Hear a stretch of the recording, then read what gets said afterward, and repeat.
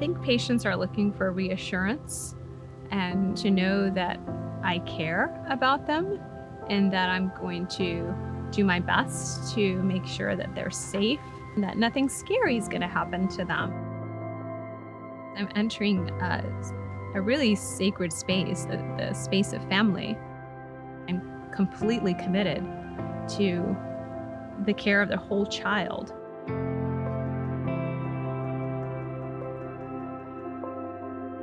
I was on call when I noticed there was something wrong. I was playing with my necklace as I'm looking at the schedule, and my hand grazes my collarbone and feels something hard and round that is not my collarbone. And then I immediately thought, oh my God, is that a lymph node? I knew there's no way this can be anything good. When I was told I had lung cancer, of course, that was a shock.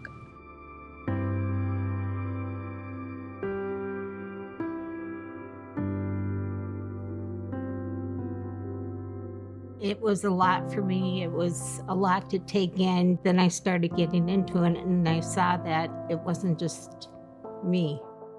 I was probably at the peak of my health. I was training for a triathlon. I never in a million years suspected that the cough that I had was lung cancer.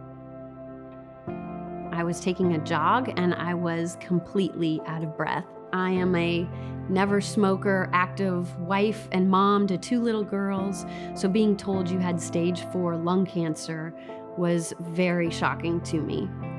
Traditionally, paradigms for treatment have been pretty poor, and patients are often told, you have a very limited life expectancy and there's not much hope for you.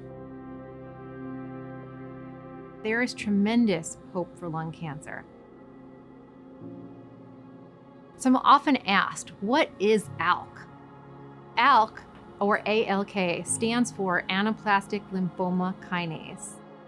What happens in a patient that has ALK-positive lung cancer is the ALK piece of DNA is flipped in a way that it's not supposed to be. And that often puts it next to another gene called the EML4. And the coupling of EML4 and ALK together gives the cell a signal to grow, and it pushes the cell to become a tumor. I think that when you say cancer, a lot of people think that it means death. It's a death sentence. But now it's 6 years later and I'm still here. We have tremendous opportunities for different kinds of treatment: chemotherapy, immunotherapy, targeted therapies. I started treatment right away. Within 2 weeks, I felt the lymph nodes starting to shrink already in my neck. By 4 weeks, I couldn't even find them anymore. The treatment has been a miracle. It's been a lifesaver. We're planning a future now. I've now been on 4 approved drugs, and each time what happens is the cancer gets smart and it outsmarts the drug. As a physician, the hardest conversations we have with our patients that we're seeing and getting so close to is telling them that the therapy, the drug that they're taking, is not working anymore. There is an urgency to develop new therapies because I don't ever want to go down to clinic and say, I have nothing left for you. The only way we can develop new therapies is through research. Dr. Lovely applies for these grants, and many times, if not every time, it comes back, impact not as great. Of all the types of cancer, lung cancer is the least funded. About 1 in 10 grants gets funded. In a climate where lung cancer remains the leading cause of cancer death, yet lags far behind in terms of federal research funding, patient-led fundraising has been absolutely critical. To date, ALK-positive Incorporated has raised just over $3 million. I was very fortunate to receive an award from the ALK-positive group to help support the research in my lab. And these are experiments where we're looking at tumor cells that grow in the lab that are often from patients to try to understand, why did a drug work? Why didn't it work?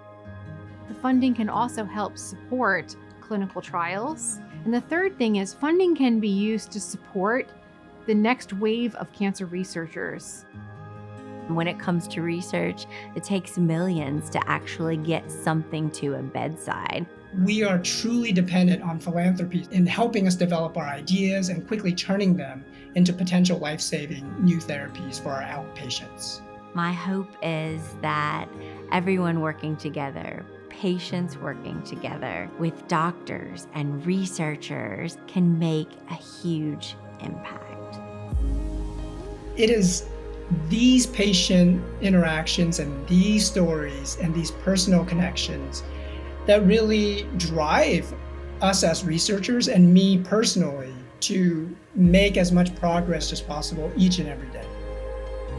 We have choices, and these options come with research, and we need to keep that going. It is so important to continue raising money for research, because when we have more research, we have more life. Watching my daughter go through high school, or watching my other daughter learn to compete in horseback riding. I mean, this is life. This is what it means to be alive.